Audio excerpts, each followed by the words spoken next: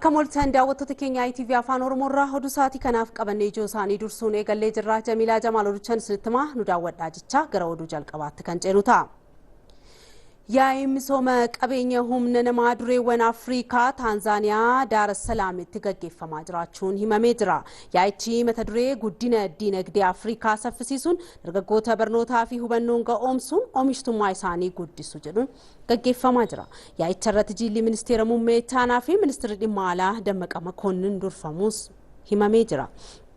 Yaa'ichi dureewwan biyyoota Afrikaa dabalatee hirmaattonni 1,200 biyyoota garaagaraa 30 irraa babba'an hirmaachaa jirus jedhamee jira. Dhimmoota misoomaa qabeenya humna namaa guddina dinagdee keessattii fi investimantiiwwan faayidaa qaban kanneen lammiileen bu'uureffatan ilaalchisee ni mari'atamas jedhamee jira. Muuxannoowwan hojiilee misooma humna namaa biyyoota Afrikaa akka dhiyaatuu fi damichaan yaadamoota haaraa irratti marii bal'aan akka gaggeeffamus himamee jira.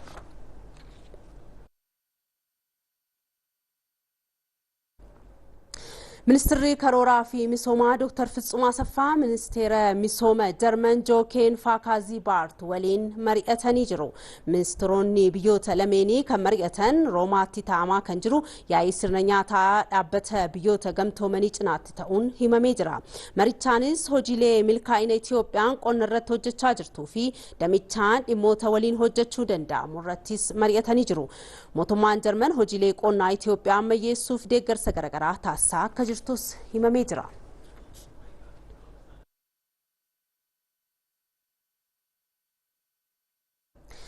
Deetaa ministeera dhimma alaa Ambaasaadder Birtukaan Ayyaanoo gita isaanii Itaalii Idinoondoo waliin mari'atanii jiru. Marii isaaniin hariiroo biyyoota lamaanii haala cimsuun danda'amu irratti xiyyeeffatees jedhamee jira. Itiyoophiyaan Itaalii waliin hariiroo hunda galeessa qabdu cimsuu akka barbaaddu Ambaasaadder Birtukaan himanii jiru. Deetaa ministeera dhimma alaa Itaalii Ambaasaadder Idinoondoo Cheerileesii gama isaaniitiin Itaaliin hariiroo dinagdee Itiyoophiyaa waliin qabdu cimsuuf fedhii akka qabdus himanii jiru.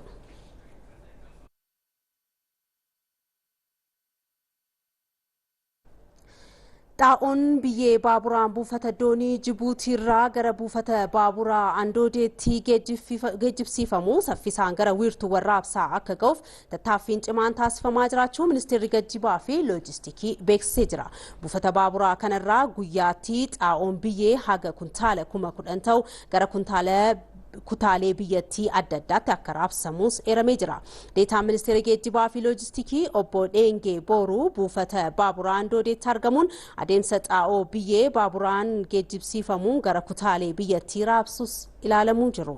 Deddeebii geejjibaa baaburaa guddisuun dandeettii xaa'oo biyyee geejjibsiisuu akka dabaluu danda'ames himanii kana malees xaa'oo biyyee buufata baaburaa ga'ee konkolaattota fe'umsaa qopheessuun yeroo gabaabaa keessatti akka raabsamu gochuu dandeenye irras jedhanii jiru. Kana malees xaa'oon geejjibsiifamus haga xumuraatti itti dhiyeenyaan kan to'atamuu jirus ta'uun himanii jiru. Xaa'oo malchisuu keessatti qooda fudhattoonni hundi humna qaban hunda fayyadamuun adeemsa qindoominaa eegalamee cimsuu akka qabanis yaadachiisanii jiru.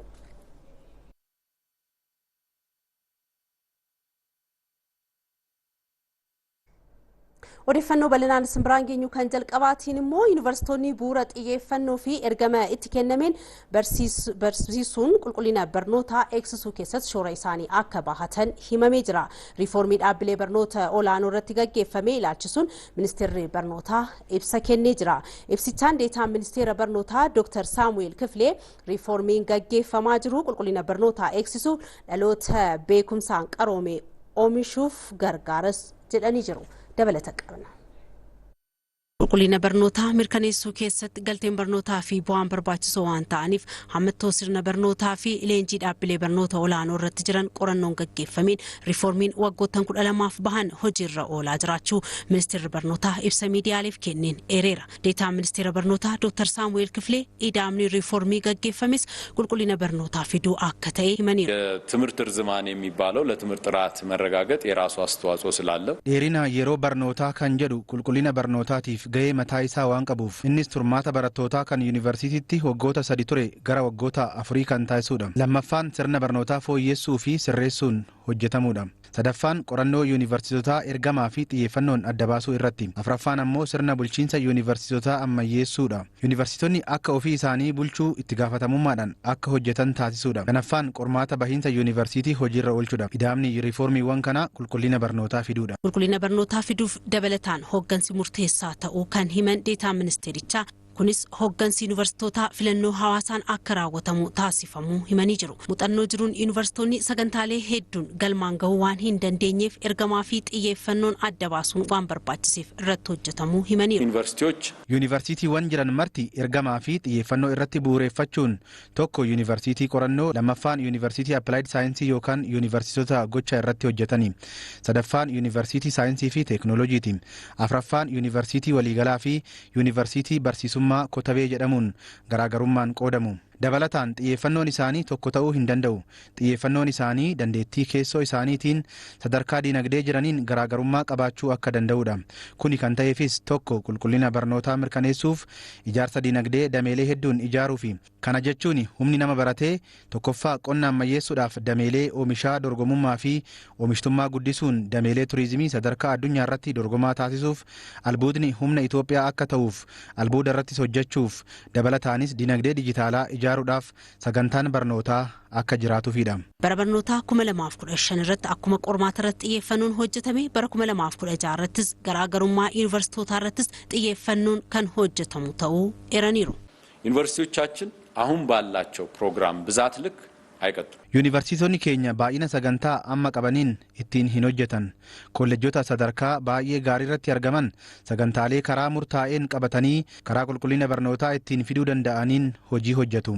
Barnootni sadarkaa olaanaa Itoophiyaa yeroo eegalu garaagarummaa qabaa tureeyyu. Ergamaa fi xiyyeeffannoon kan gargar baheedha. Hundeeffama yuunivarsiitii Finfinnee yoo ilaalle kolleejjii yuunivarsiitii irraa gara yuunivarsiitiitti kan guddateedha. Sanaan booda kanneen hundeeffaman marti xiyyeeffannoo qabuu turan. Adeemsa keessa garuu barnoota hundumaa barsiisuu eegalan. Kun immoo qulqullinaa fi saffisa hin fidu. Kanaafis yuunivarsiitotni ergamaa fi xiyyeeffannoon yoo adda baafaman qorannoon hojjetan teeknooloojiiwwan baasan humni namaa isaan qopheessan dandeettii kan qabu dinagdee ofii isaanii dorgomaa kan taasisuudha. Sagantaa kana keessattis kolleejjotni fi sagantaaleen tokko tokko walitti dacha'uu yookaan gara yuunivarsiitota isaan birootti siqsamuu danda'u. Kana gochuunis biyyaa fi qulqullina barnootaa waan fayyaduufi. Oduu birootiin immoo yuunivarsiitiin Booranaa barattoota qorumsa biyyaalessaa kutaa 12ffaa bara 2015 fudhataniif haldureewwan hunda guutuun simannaa taasisee jira. Godina Booranaatti barattoota qorumsa biyyaalessaa kutaa 12ffaa kan bara 2015 muummeewwan saayinsii hawaasaa fi uumamaa fudhachuuf qophii xumuruun beeksisee jira. Olaanaa Yaaddeessaa. Dhaabbileen barnoota olaanoo akka biyyaatti jiran barattoota kutaa 12ffaa qormaata biyyaalessaa fudhatan simachuudhaan qormaataaf keessummeessuudhaaf haaldureewwan barbaachisoo ta'an garaagaraa taasisaa turuun isaanii kan yaadatamudha. Haaluma kanaan yuunivarsiitiin Booranaas barattoota qormaata biyyaalessaa kana fudhachuudhaaf godinaalee naannoo isaatti argaman keessaa walitti babba'aniif simannaa taasiseera. Godina Booranaatti barattoota qormaata biyyaalessaa kutaa 12ffaa kan bara 2015 muummeewwan saayinsii hawaasaa fi uumamaatiin fudhachuudhaaf qophaa'aa jiran keessaa yuunivarsiitiin Booranaa marsaa duraatiin barattoota muummee saayinsii hawaasaan barachaa turaniif haaldureewwan qorumsaa hunda qopheessuun simateera. Barattoonni qorumsaaf aanaalee godina Booranaa, Boorana Bahaa fi magaalaa Mooyyaalee irraa dhufan simannaa fi haaldureewwan qorumsaaf isaaniif barbaachisu yuunivarsiitiin Booranaa dhiyeessuufiitti kan gammadan ta'uu fi qorumsaaf qophaa'uu isaanii ibsanii. Waaqilleen nu milkeessaa jenne akkasii dhugeeffanna. Kaan immoo warra gibbiillee nu keessummeessanii doormii warra doormitaraati as warra fattaanyii kaase guddoo galateeffanna jechuun fulan hin beennellee iddoon sun kana shintibeetiin kana doormiin keessan kana kaafeen iddoon nyaataa kanaadhanii guddoo akka dansaa yookiin nu gammachiisanii iddoon kan nu jedhanii. Waggaarraa nama haaraa turre simannaallee garuu nu jabaata waggaarraa jechuudha. Akki nuti gadhufnellee haalli nuti dhufnellee haala jajjaba. Kanaafuu warra waan dasaan hojjannaa inni abdii qabna. Simannaan ammoo akkuma dasaan nu simata. Guddoo qophaa'aa turre. Manni barumsaallee nu bira ejjaa ture jechuudha. Manni barumsa kennaa Areero Gooroo iskuul jechuudha. Innillee nu bira ejjaa ture. Gizee nu laabireerii irru waan akka nyaataa fa'an wanta garaagarii. Gizee nu halkan bulluu waan nuti irra bulluuf waan uffannu fa'an gargaaruun guddoo nu bira dhaabbataniiran. Yuunivarsiitiin Booranaa gama isaatiin barattoota qorumsa biyyaalessaa fudhachuudhaaf ramadaman keessaa marsaa duraatiif haaldureewwan akka nyaataa, mana ciisichaa, daree qorumsaa fi kilinika yaalaa qopheessuun barattoota simachaa jiraachuu Yuunivarsiitii Booranaatti Daayirekteerootiin tajaajila barattootaa obbo Godaanaa Duubaa himani. Qophiin qormaata kutaa 12 kun akka Yuunivarsiitii Booranaatti haala gaarii kee jira jechuudha. Kanaaf barattooti dursi seentu sooshaaliiti akkaataan mana bultii bilookii 9tti qophaa'ee jira. Bilookiin 9 kunin ijoollee 3,276 kunin dubaraaf dhiironni adda baanyee jirra. Akkaataa nyaata isaanii haalli cufti miyaa'ee jira jechuudha. Wanni tokkollee rakkoon hin jirtu jechuudha.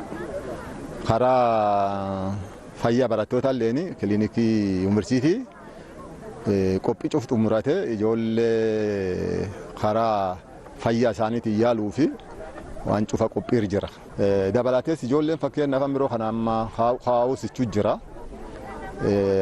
Ijoollee nam daa'e ijoollee hoosichullee fi addatti kuutaa qopheessine akka isaan qormaata kanarra namne haali isaanii miyaa'ee jira jechuudha. Godinichatti barattoonni 12,491 qorumsa seensa yuunivarsiitii fudhachuudhaaf manneen barnootaa 32 irraa qophaa'aa jiran keessaa marsaa duraatiif barattoonni muummee saayinsii hawaasaa 3,113 yuunivarsiitichaan simatamuus itti gaafatamaan waajjira barnootaa godinichaa obbo Tasfaayee Walda Mikaa'el ibsanii.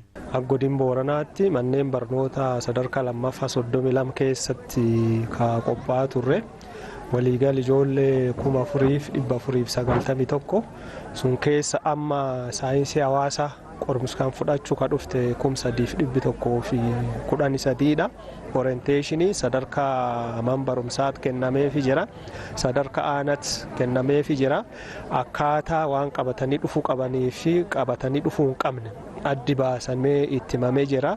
Bifuma kanaan yuunivarsiitiileen koree ministeera barnootaa fi eejensii qorumsaa irra dhufanii orienteeshiniin chiifota kennamee jira, supervaayizaroota kennamee jira. Gabaasichi kan waajjira dhimmoota kominikeeshinii godina Booranaati. Adeemsa riiformii Itoophiyaa Broadcasting Corporation EBC'n hojiirra oolchuuf eegalame keessatti hojjettoonni hunduu itti gaafatamummaa isaanii bahachuuf qophaa'uu qabu jedhan hojii raawwachiisaa olaanaan Corporation Broadcasting Itoophiyaa Fissahaa Ittaagasu. Hojjettoonni corporationichaa hojiirra oolmaa riiformii dhaabbatichaa fi karoora itti aanu irrattis mari'ataa jiru. Riiformiin dhaabbatichaa riiformii furu yookiin hiikuu jijjiiruu fi cimsuu jedhamee boqonnaawwan 3tti qoodamee eegalee kan jedhan obbo Fissahaan boqonnaawwan lamaan duraa milkaa'inaan xumuramaniiru amma boqonnaa sadaffaarra geenye jirra jedhaniiru. Bu'aawwan boqonnaalee lamaaniin argaman madaqsuun aadaa dhaabbatichaa gochuun akkasumas fooyyessaa adeemuun waan barbaachisuuf boqonnaan sadaffaa murteessaadha jedhaniiru obbo Fissaan. Kanaafuu hojjetaan hundii gahee mataasaa fudhachuun milkaa'ina boqonnaa sadaffaatiif qooda isaa akka bahu hojii raawwachiisaa olaanaa korporeeshinichaa obbo Fissaa Ittaagasuu hubachiisanii jiru. Hojii raawwachiisaa ittaanaa fi itti gaafatamaan damee leenjii korporeeshinichaa obbo Taaddasa Balaachoo boqonnaa sadaffaa eegaluufis dhaabbatichi karoora qopheessee hojiitti gala akka jiruu fi karooricha hirmaachisaa taasisuuf akkasumas hojjetaan waan isa irraa eegamu beekuun ergama itti aanuuf akka of qopheessuu leenjiin dandeessisuu qophaa'us himanii jiru.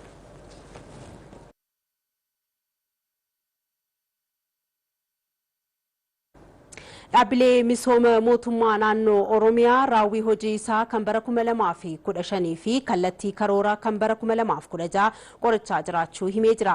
Itti aanaa pireezidaantii mootummaa naannoo Oromiyaa obbo Awwaluu Abdii dabalatee hooggantoonni dhaabbilee misoomaa garaagaraa gamaagamicha irratti argamanii jiru. Kaayyoon gamaagama kanaa raawwii hojii kan bara 2015 keessatti ciminaa fi hanqina adda baasuun cimnoota caalaatti itti fufsiisuun hanqinoota fooyyeessuun raawwii karooraa kan bara 2016 galtee taasisuuf ta'uu hoogganaan dhaabbilee misooma mootummaa naannoo Oromiyaa Dr. Adaree Asaffaan himanii jiru. Gabaasni raawwii kan bara 2015 fi kallattiin karoora kan bara 2016 dhiyaatu irratti mariin kan taasifamu yoo ta'u dhumarrattis qaamoota raawwii karoora bara 2015 keessatti gumaacha olaanaa taasisaniif beekamtiin kan kennamu ta'uu ragaan biiroo kominikeeshinii Oromiyaa irraa argame ni mul'isa.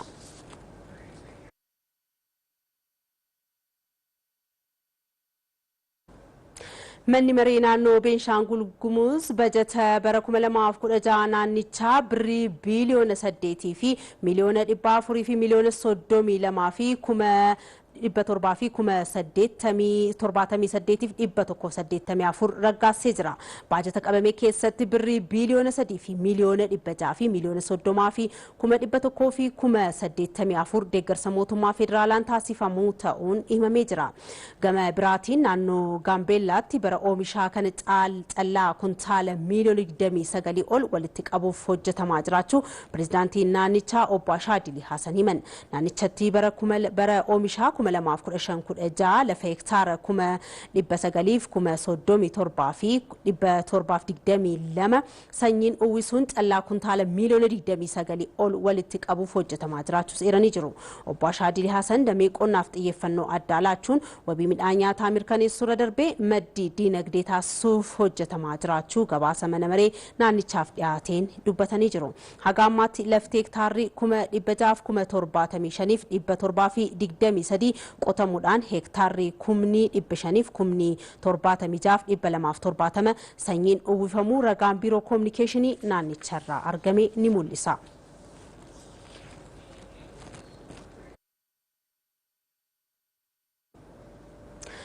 Odeeffannoo bal'inaan simbiraan keenyuun kan birootiin immoo bulchiinsa magaalaa Shaggar Aanaa Gadaa Faajjii kutaa magaalaa Furiitti sagantaa tajaajila lammummaa gannaa eegalee jira.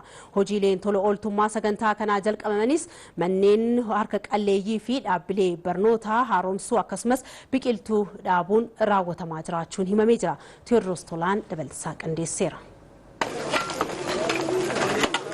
Bulchiinsa magaalaa Shaggar Aanaa Gadaa Faajjii kutaa magaalaa Furiitti sagantaan tajaajila lammummaa gannaa eegalameera. Sagantaa kanas hojjettoota waajjira ministeera muummeetii fi itti waamamni isaanii kan waajjira ministeera muummeef ta'antu jalqabsiise.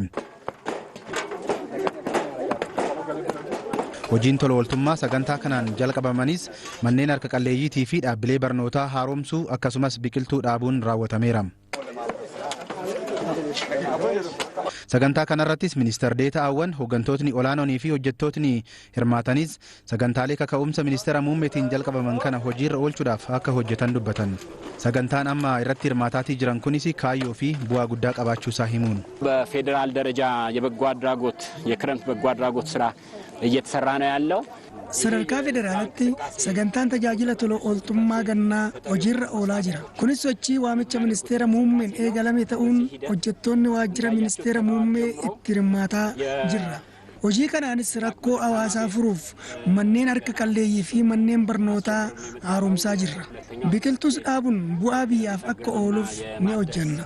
Hojii gaggeessituun kutaa magaalaa Furii Waynisheet Gizaaw manneen harka qalleeyyii 48 kan sagantaa hojjettoota waajjira ministeera muummeetii fi isaan jalatti waamamaniin hojjetamuuf ta'an 10 dabalatee walumattis manneen harka qalleeyyii 58 birrii miiliyoona 52 ta'uun hojjetamaatii jiru jedhan. Hojii magaala fakkeessuu keessatti hojiileen babal'aa hojjetamanii jiru. Kana keessattuu harka qalleeyyii deeggaruu keessatti kenna tajaajila lammummaa boona keessattis ganna keessattis hojii bal'aa hojjechaa turree jira.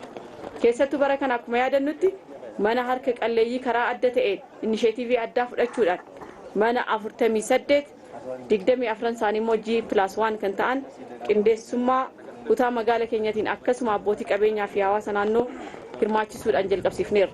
Har'as jilli kun kanasitti hojii seena qabeessa kanarratti hirmaattan manni 10 mana harka qalleeyyii har'a isin ijaartan kun mana 48 irratti mana 10 yoo daballu mana 58 akka kutaa magaalaa keenyatti ijaarame jechuudha. Itti dabaluunis kutaan magaalaa Furii kutaa magaalaa fakkeenyummaa qabdu yoo jedhan manneen barnootaa bu'uura boruu 6 karoorsanii tokko eegaluus himaniiru adde Waynisheet. Keessumattuu hanqinaalee dhiyeessii rakkoo manneen barnootaa furuudhaafis hirmaannaan dureeyyotaatii fi uummataatiis gaafataniiru. Hojii gaggeessituun kutaa magaalaa Furii adde Waynisheet Gizaaw. Sadarkaa ministeer deetaatti gorsaan dhimmoota nageenya biyyoolessaa ministeera muummee obbo Makiyyuu Muhammad sagantaalee yaada kaka'umsa ministeera muummeetiin eegalaman kana kutannoodhaan hojiirra oolchuuf humnaa fi carraa jiru hundatti fayyadamnee rakkoo dhaabbilee tajaajila hawaasummaa furuun akka danda'amu yaadachiisan. Mana barnootaa abdii biyyaa barattoonni harka qalleeyyiin keessatti barachaa jiran haaromsinee bulookii tokko guutuu ijaarree kana hawaasa naannoo kanaatiif dhiyeessuudhaaf kaayyoo kan qabatedha. Walumaa galatti hojiiwwan sadarkaa biyyaatti jalqabamanii hojjetamaa jiran as kutaa magaalaa Furiitii fi aanaa Faajjii Gadaatis kana hojiirra oolchuudhaaf gareen kun qarshii miiliyoona 24 walitti qabee hojjettoota irraa akkasumas bajeta xiqqaa qabu irraa kan walitti dhufedha jechaadha.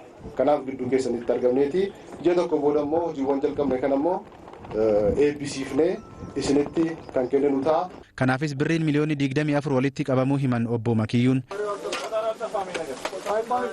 Namoonni tajaajila lammummaa kanarraa fayyadamoo ta'uuf jiranis hojichi milkaa'ee gara jireenya fooyyaatti akka isaan dabarsu abdataniiru.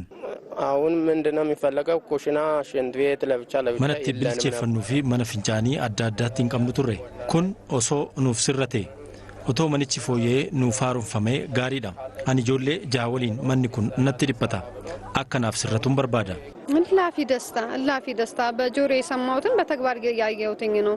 gammachuu guddaatu natti dhaga'ama. Gurra kootii waanan dhaga'ee ija kiyyaan argaan jira. Asitti manneen harka qalleeyyii ni sirreeffamaaf jedhamee yoon dhaga'u amman argeen gammade. እውነት መየትገ እውነት እኛ ለብቻ ሽንት ቤት ሊኖራ ነው ወይ እውነት ቤት ምኝታ ሊሰራ ነው ወይ ብለው እነሱም እየቸኮሉ ነው። dhugumatti nuti addatti manni fincaanii ni qabaanna manni nuuf hojjetama jennee qalbiin eegaa turre amma gammachuu guddaatu nutti dhaga'ame rabbiin umurii fi fayyaa haa kennuuf hunda isaaniitiif. Sagantaa tajaajila lammummaatiin hojiin tola ooltummaa amma kutaa magaalaa Afuriitti eegalame kunis ji'a tokkoon booda xumuramuuf yaadame. Sagantaa kanarrattis ministeer de'eetaawwan hooggantootni olaanoon naannoo Oromiyaatii fi kan kutaa magaalaa Afurii itti hirmaataniiru. Godina Baalee Bahaa aanaa laga hidhaatti sagantaa hojii tajaajila lammummaa eegalamee jira. Sagantaa baniinsa hojii tajaajila lammummaa mata duree lammii keenyaaf tola oollee eebba haa fudhannu jedhuun sadarkaa godinaatti ijaarsi mana harka qalleeyyii gaggeeffamee jira. Gabaasa waajjira koominikeeshinii Baalee bal'ina isaa daawwan. Sagantaa baniinsa hojii tajaajila lammummaa godina Baalee Bahaan aanaa laga hidhaatti gaggeeffame kanarratti jiraattonni aanaa laga hidhaa magaalaa Beellootti harka qalleeyyiin manni ijaarameef kanaan dura sharaa keessa jiraachaa turuu ibsuudhaan tola ooltummaatiin manni isaaniif ijaaramutti kan gammadan ta'uu dubbatanii jiru. Guyyaa tola ooltummaan dargaggoonni fi dubartoonni teenya aanaa Beelloo na gargaaruuf jecha dura mana sharaa keessa ture amma na gargaaruuf sharaa sanirraa na jijjiiru mana harnaa ijaarti. Waajjira dargaggoof ispoortii bulchiinsi magaalaa lafaa naa kennee irratti na ijaaru waajjira hawaasummaa waliin wal qabate aanaa kana guutuu akkaataa itti na gargaaran ittiin gammadee jira. Gammachuu guddaa natti dhagama. Dargaggoonni hojii tajaajila lammummaa kanarratti hirmaatanis osoo nuti jirru lammiin keenya aduuf qorraatiin miidhamuu hin qabu jechuun kaka'umsa horatanii mana kana akka ijaaran dubbatanii jiru. Mana harmee aadde Faaxumaa jedhamtu haadha maatii sadiitii fi qaama miidhamtuu taate guyyaa irraa kana nulleen akka dargaggoota aanaa keenyaatti bakka buunee mana harmee kana qorqoorroo irratti gochuudhaan hojiin tajaajila lammummaa akkuma aadaa keenya kan ganamaa harka qalleeyyii deeggaruu kan rakkate rakkoo baasuu fi kan mana jireenyaa hin qabne mana jireenyaatti goonee osoo nuti jirru hawaasni keenya haawwanni keenyaa fi qaama miidhamaan keenya mana malee akka inni ala bulee rakkoof hin saaxilamneef sanirraa ka'uudhaan mana itti ijaaraa jirra. Bulchaan aanaa laga hidhaa obbo Abdulahad Mahammad bara kan hojii tajaajila lammummaatiin mana harka qalleeyyii 216 ijaaruuf karoorfachuu dubbatan. Karoorri bara kana qaban akka gandoota baadiyyaatti 216 jechuudha mana haadholee humna hin qabne jennee karoora hiixataa qabannee jirra jechuudha. Maallaqa walitti sassaabnee hoggaansi magaalaan kun gahee silaa barbaachisu jiraatan magaalaa bahee manni kun jalqabuun danda'amee jira jechuudha. Itti gaafatamaan waajjira dargaggoof ispoortii godina Baalee Bahaa Abdurrahmaan Ibrahim gama isaaniitiin aanaa laga hidhaatti saaqinsi hojii tajaajila lammummaa taasifame kun qindeessummaa jaarmaalee dargaggootaa fi dubartootaatiin kan hojjetamu ta'uu dubbatan. Kan dargaggootaa qofa osoo hin ta'in jaarmaalee dubartootaa karoora waloo baafannee sadarkaa guddinatti karoora bal'aa isaa baafnee aanotaafis gadi buusnee jirra.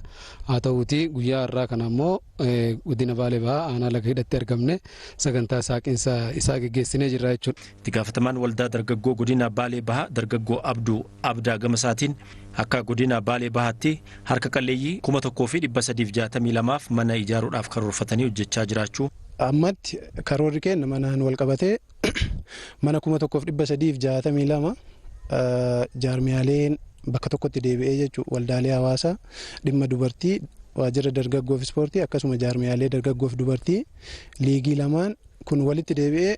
Waajjirri koominikeeshinii godina Baalee Bahaa gabaaseera. Nagahee dijitaalaa komii dabalii taarifaa irratti ka'aa ture hambisaa kan jiru ta'uu tajaajilamtoonni bulchiinsa magaalaa Baatuu himan. Eejensiin geejjibaa Oromiyaa tajaajila si'ataa fi haqa qabeessa hawaasa biraan ga'uuf riifoormii garaagaraa hojjechaa jiraachuu himee jira. Mangistuu Akkumaa dabalataa qindeesseera. Eejensiin geejjibaa Oromiyaa kenniinsa tajaajila haqa qabeessaa fi si'ataa taasisuu fi riiformiiwwan garaagaraa qopheessuun bu'aan gaarii argamaa akka jiru foomseera. Rakkoo dabalii taarifaan wal qabatee iddoowwan garaagaraatti mul'atan furuufis akka naannootti buufataalee keessatti nagahee dijitaalaa qopheessuun tajaajilli kennamaa akka jirus ibsameera. Gama kenniinsa tajaajila nagahee dijitaalaatiinis bulchiinsi magaalaa Baatuu hojii gaarii hojjechaa kan jiru yoo ta'u, imaltoonni tajaajilicha argataa jiranis tajaajilichi baasii kan isaaniif hambisee ta'uu dubbatu. Rakkoo guddaatu ture. Maal godhanii yoo birrii 50 kafalchiisanii asii achi baanaan birrii 100 gaafatu. Namni imala deemu mormuu hin danda'u.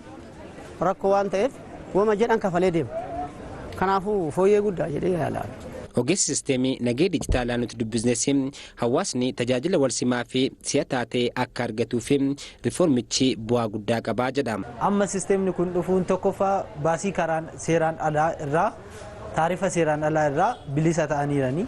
Lammaffaa wayita dhufanitti dursa keessummeeffamanii haati daa'imaas. Dursaan garee dhiyeessii geejjibaa bulchiinsa magaalaa Baatuu Masfin Gabra Egzaabeer riiformicha hojiirra oolchuu fi hojii hubannoo uumuu hanga sadarkaa gadiitti hojjetameen bu'aan qabatamaan argameera jedhu. Shofeertota mari'achiisuudhaan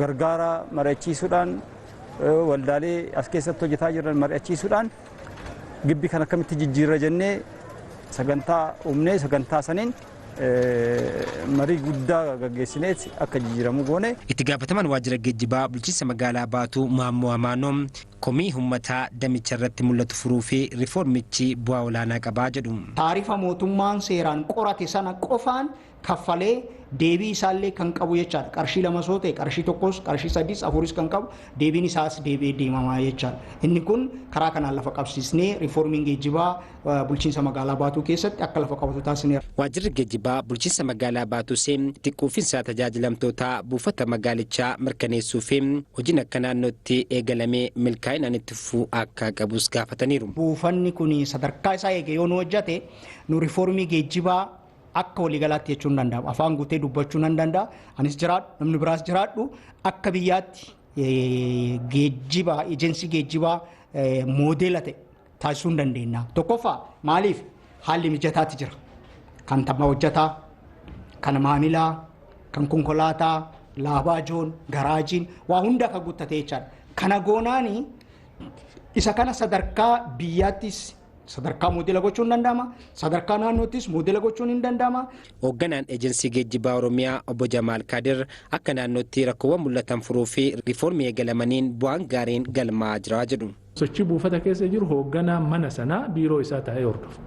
Baatuu irra akka argitan kana maaltu hojjetama buufata sana keessatti? Shaashamannee yoo deemtan kana jira. Kaameraan bakka mara jira.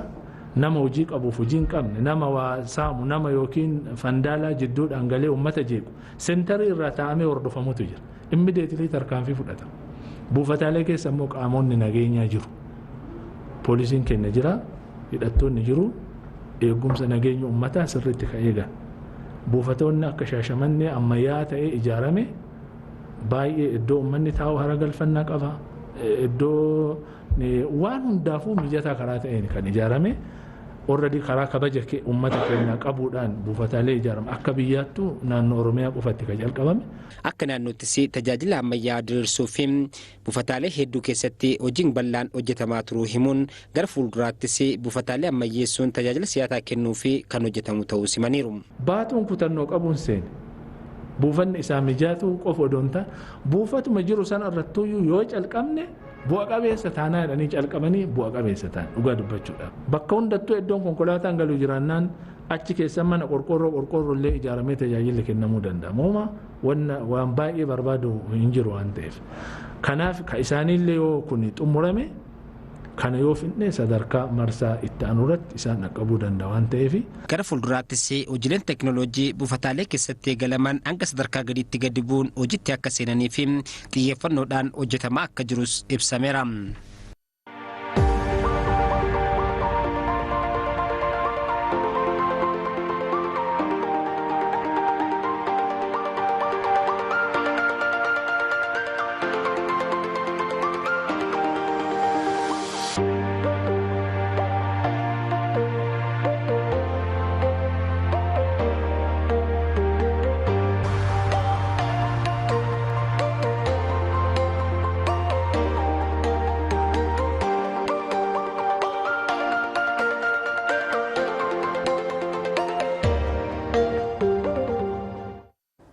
kabajamtoota daawwattoota keenya oduu TV afaan Oromoo irraa simraan gahaa jiru nu filattanii daawwachaa jirtu waan ta'eef galatoomaa jecha gara oduu maddeen alaarraa arganneetti kan ceenu ta'a. Chaayinaan Waangiyuun ministeera dhimma alaa biyyattii taasisuudhaan muuddee jirti.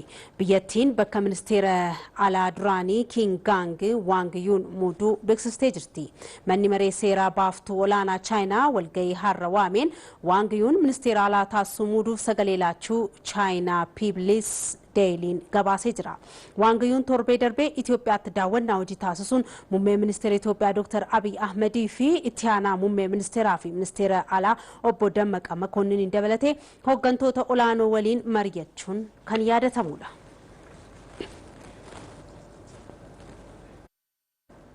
Sirna nyaata addunyaa fooyyessuun barbaachisaadha jedhan barreessaan olaanoo dhaabbata mootummoota gamtoomanii Antooniyoo Guterres sadarkaa idil addunyaatti sirna nyaataa haqaa fi itti fufiinsa uumuuf faayinaansiin qonna haaraa fi cimaan akka barbaachisu himanii jiru. Yaa'iin sirna nyaataa dhaabbata biyyoota gamtoomanii Itaalii Roomaatti taa'amaa jiru irrattis hirmaataa kan jiran barreessaa olaanaa dhaabbata mootummoota gamtoomanii Antooniyoo Guterres sirna nyaataa addunyaa fooyyessuun barbaachisaadha jedhanii jiru. Kanaafis immoo xiyyeeffannoon biyyoota hundaa kan barbaachisuu fi dhaabbileen deeggarsa maallaqaa damee kana irratti kan hojjetan ta'uu waamicha dabarsanii jiru.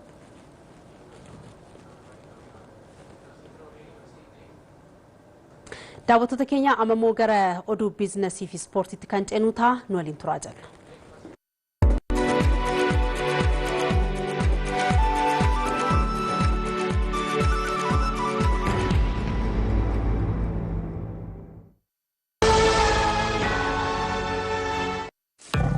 jalqabbii jiruuf jireenya uumamaatiin jireenya mijaawaa taasifachuuf hojii ulfaataa fiixa baafatanii tattaafachuu imala baraa lakkoofsa jalqabbii qaroominaatiin sooranni bosona keessaa gara diinqaatti dhiyaate bakka yaadan ga'uuf kan karoorfatan argachuuf barri yeroo fi humni itti qisaasa'u ni darbe.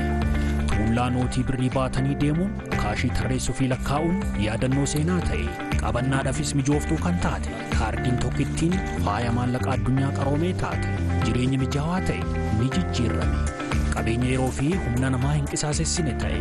Baankiin Awaash sirna kafaltii ammayyeessuu isaatiin maamiloonni hedduun bu'aa ba'ii jireenyaa kaardii kafaltii baankii Awaashiin mijaawaa taasifachuudhaan gammachuu qooddatanii jiru. Isinis kaardii kafaltii baankii Awaashitti fayyadamuudhaan tooftaa jireenya ammayyaatiin jiraachuu dandeessu.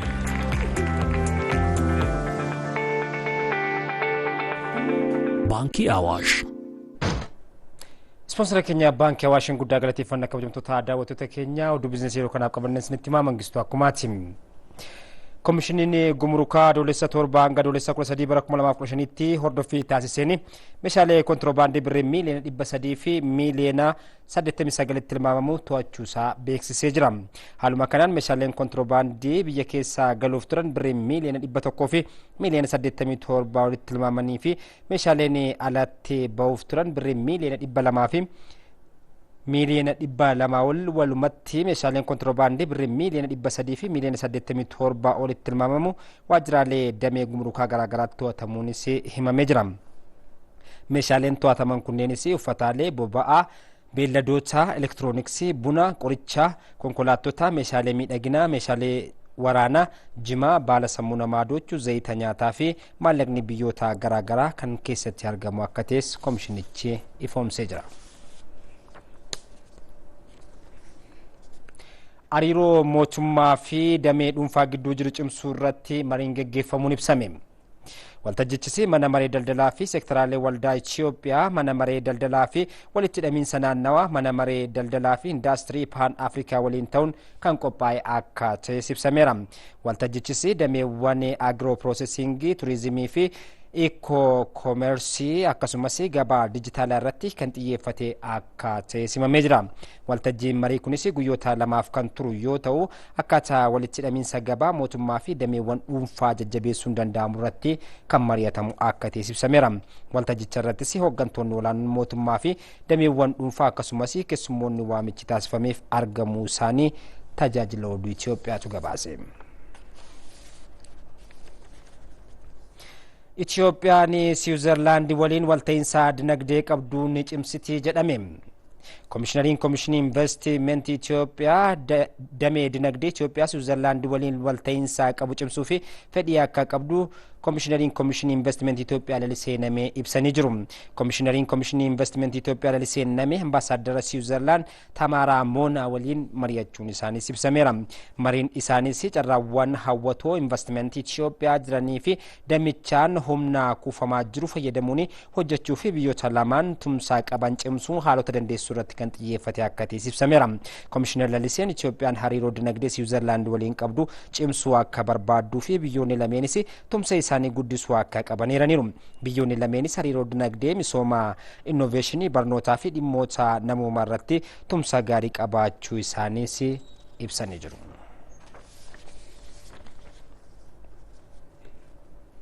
Odeeffannoo biizinasii biyya alaatii arganneetti yeroo dabarru dhaabbanni miidiyaa hawaasummaa Tiwiitar mallattoo isaa beekamaa simbirroo cuquliisa irraa gara mallattoo xaatti jijjiiruu isaa beeksise. Mallattoon duraanii Tiwiitarichittiin beekamu simbirroo cuquliisa mallattoo xaa adiitiin barreeffame duubaan gurraacha ta'e appilikeeshinoota moobaayilii neetwoorkii fi miidiyaalee hawaasummaa dhaabbatichaa irratti bakka buufamuun akka mul'ifamu ibsee jira.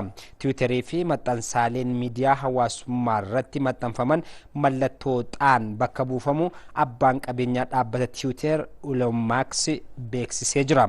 Abbaan qabeenyichaa akka ibsetti appilikeeshiniin jabaa fi beekamaa ta'e X jedhamu marsaalee miidiyaa hawaasummaa haaraa uumuu fi akka jiru baatiiwwan dura ibsuu eegaluun isaanii yaadatama.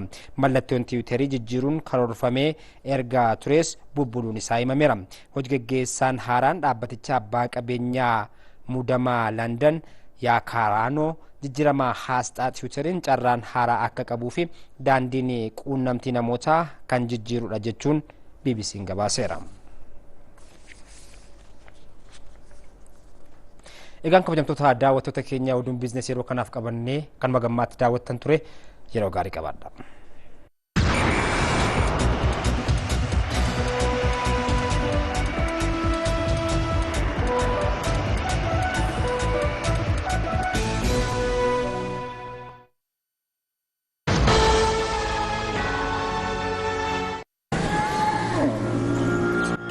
Obboroo ganamaa ka'anii aduu waliin ba'uun waadaa jireenyaati lafaaf haaromsa seenaa jiruu fi jireenyaati seenessa jabinaa fi cimna yaadaneessa waaqaaf lafa wal taasisee roobaa fi biyyoo wal simsiisee sanyii biqilaa facaasee laga biyya ofii faarsee duumessa waaqarraa kennaasaa ol ilaalee dafqa ofiitiin qeexalee horee yaasee dachaasee qotee facaasee gumbii guutuu oomishee biyya quubsaa utubaan biyyaa kun gumbiin isaa akka hin hidhanne oomishni isaa akka guddatu gammachuun akka seequ meeshaa qonnaa ammayyaatiin akka walitti madaqu baankiin Awaash jira jedhaan oomishaa fi oomishtummaa guddisuuf galteewwan qonnaa guuttachuuf horsiisaaf qonna gartokkeetiin bultootaaf herrega qusannaa addaa qopheessee jira. Horsiisaaf qonna gartokkeetiin bultoonni maallaqa hoo qusatan tajaajila liqii addaa ni argatu. Baankii Awaash horsiisaa fi qonna gartokkeetiin bulaa ni deebisa. Kan daawwachaa jirtan ETV Afaan Oromooti. Amma immoo dabareen kan odeeffannoo ispoortiiti. Ispoonsara keenya Baankii Awaash galateeffachaa odeeffannoo ispoortii kan isinitti immoo an Fayyeeraa Margaati. Konfedereeshiniin kubbaa miilaa Afrikaa carraa kilaboota waancaa konfedereeshinii kilaboota Afrikaa fi Champions League kilaboota Afrikaa irratti hirmaatanii baaseera. Haaluma kanaan kilaboonni Premier League Itoophiyaa bara kanaan sadarkaa tokkoffaa fi lammaffaan goolaban Qidus Goorgisii fi Baardar Itoophiyaa bakka bu'anii sadarkaa Afrikaan qooda kan fudhatan ta'a. Qidus Goorgis Champions League kilaboota Awurooppaa irratti kan hirmaatu yoo ta'u tapha marsaa jalqabaatiin kilaba Zanzibar KMKM waliin ramadameera. Itoophiyaa bakka bu'ee konfedereeshinii kilaboota Afrikaa irratti kan hirmaatu Baardar immoo kilaba Taanzaaniyaa Azaa waliin ramadame. Taphoonni marsaa jalqabaa agayya 12-14 yoo gaggeeffaman taphni deebi'aa immoo agayya 19-21tti ni gaggeeffamaas jedhameera.